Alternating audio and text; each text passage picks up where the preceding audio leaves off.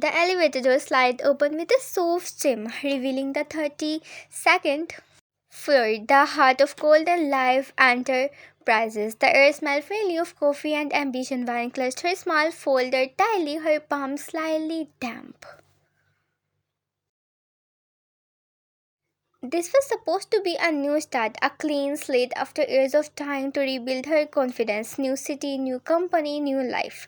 She stepped out, heels tapping lightly on the marble floor. The receptionist, a kind woman named Mina, greeted her with a warm smile. "First day?" Mina asked, noticing her nervousness. Why nodded, "Yes, marketing department." "Welcome to Golden Land, the CEO's a bit static buffer," Mina added cheerfully, unaware how those words would soon twist Ryan's heart. Ryan smiled politely, unaware that fate was already tightening its cool strings. The first meeting came sooner than she expected. Her manager, Mr. Hunt, guided her to a maze of cubicles before stopping in front of a sleek glass door with CEO Jeon Jungkook engraved in bold silver letters. Her breath caught. For a moment the world blurred. That name, she would try to forget, burned in her mind like a scar. No, it can't be him, she thought, chest tightening. "Go ahead and introduce yourself," her manager said with a smile.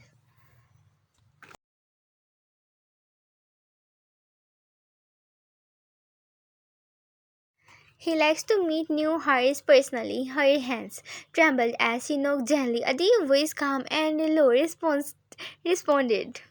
"Come in." She pushed the door open. And there he was behind the sleek mahogany desk. Sat John Jung-woo, older, sharper, impossibly composed. His dark hair was swept neatly to the side, a tailored suit accentuating the authority in his posture.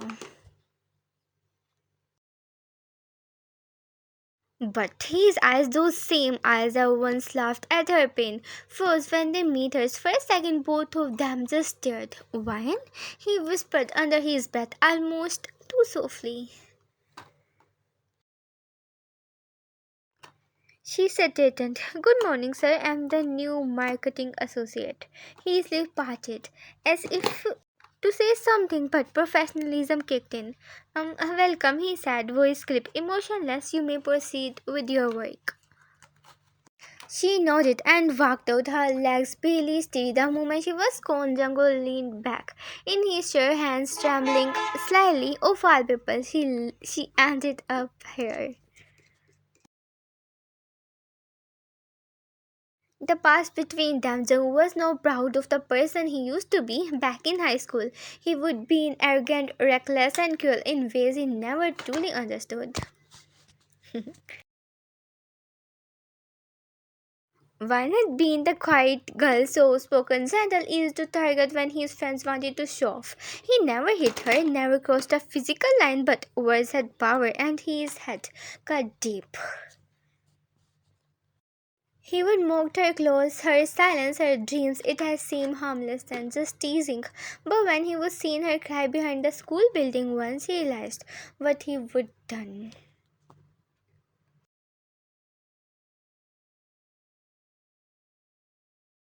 He would try to apologize years later, but she would move away, and now here she was working under him. Guilt hit him harder than he expected. Van were quietly, always efficient, always polite. She never looked him in the eyes unless absolutely necessary. Jung noticed everything, the way she stayed late to finish reports, the way she avoided casual conversation, the way she flinched whenever his tone turned sharp in meetings. Once during a bold meeting, he caught himself being too curt with her. The moment the meeting ended, he stayed behind, guilt burning in his chest. "Wine?" he called softly. She froze but turned. Yes, sir." She hesitated, then looked down. "I didn't mean to sound harsh earlier. You are doing good work." Her expression didn't change. "Thank you, sir." No warmth, no anger, just quiet distance. It was worse than hatred. One evening, the office had emptied except for the two of them. Rain drummed softly against the glass windows as Vine typed quietly at her desk. Jungwoo stepped out of his office, loosening his tie. "You are still here?"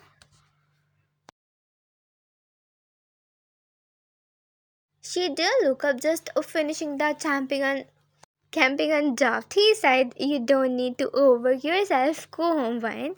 Her fingers pushed on the keyboard.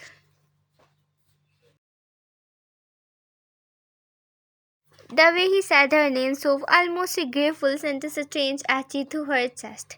"Sir," she said after a push, voice low but steady, "you don't have to pretend to care."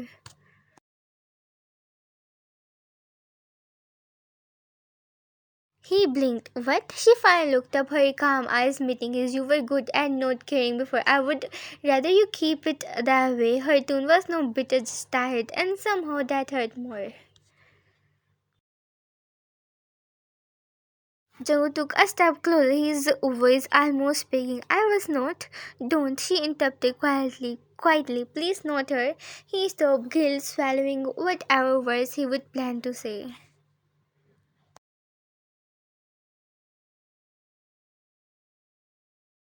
A week later, Wan was assigned to lead a presentation before the entire executive team, including Jungkook. She delivered her ideas with confidence, her voice steady, her smile sharp.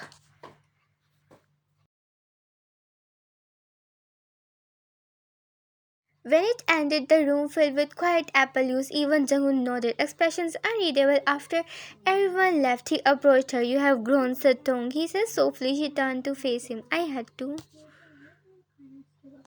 Sometimes in the Sometimes in her tone made him flinch. He took a slow breath. "Wine, I don't accept forgiveness. I need you to know I remember every cruel thing I said. I was a coward back then. I thought being mean made me powerful." "It didn't. It just made me empty." She listened silently, her face unreadable. "I have carried that guilt for years," he continued, voice paying slightly. "Seeing you here is like fear give me a chance to face what I did." The silence touched between them rain tapped gently against the glass again, just like the night he realized he would hurt her. "Why now?" she whispered. "Why? See this now."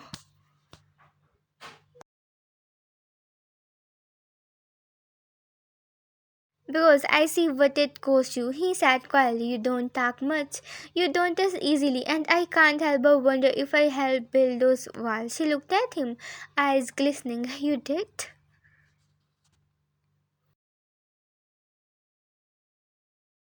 The words hit him like a bullet. He swallowed hard. "Then I'm sorry." She blinked, tears falling softly now. "So he doesn't erase it, Jungkook." "I know," he said, voice barely a whisper, "but it all I have."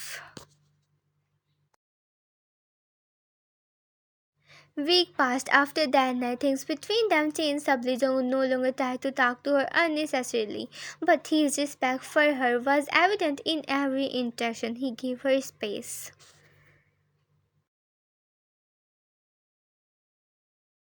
support, opportunities, but never crossed boundaries again. And once she didn't hate him anymore, no, fully, she saw the man he would become quieter, kinder, haunted, and tough part of her heart still carried the scars he left. Another part began to heal.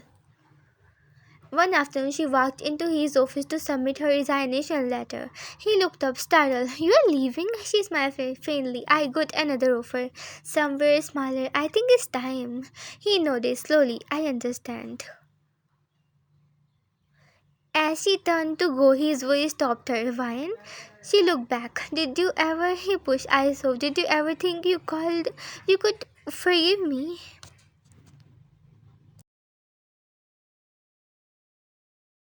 Her expression was calm, sudden, even. "I think I already have," she said gently, "but that doesn't mean we go back. Some stories don't restart Jungkook, they just end differently." He smiled sadly, eyes shining.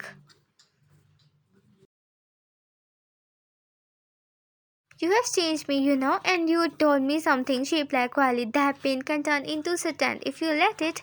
They stood there in silence, the air heavy with everything unspoken.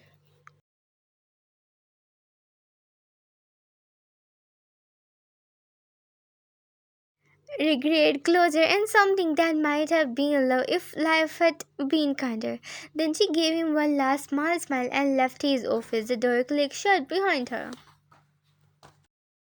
Jung sat there for a long time staring at the empty doorway. For the first time in years, he felt both peace and loss at once. He whispered to the quiet room, "Thank you for forgiving me."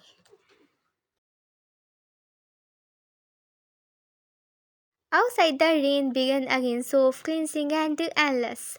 Months later, Jung received an email from a partner company. At the bottom of the message, in small font, was a familiar name.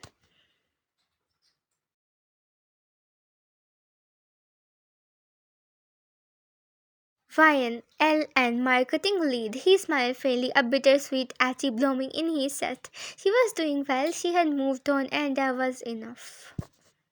Because sometimes redemption is not about winning someone back. It's about learning to live with who you were and becoming someone better for the memory of who you hurt. The end.